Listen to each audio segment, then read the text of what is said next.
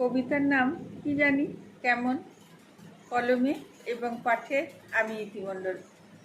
তখন গভীর আবেগ ছিল, রাগেরা ছিল অন্যরকম, ইচ্ছেগুলো মিথ্যে হলে অভিমানে গভীর মন খারাপের সময় কম, থাকতো তারা অল্পক্ষণ, একটুখানি পাওয়ার ফলে ভীষণ গলে বরফ মন।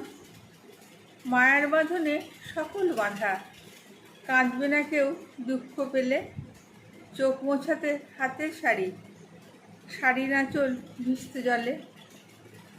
সবাই কেমন নিজের মতো, হালকা মতো দুঃখ যত সেরেই যাবে পড়ে গেলে, যতই ঝরুক রক্ত কত।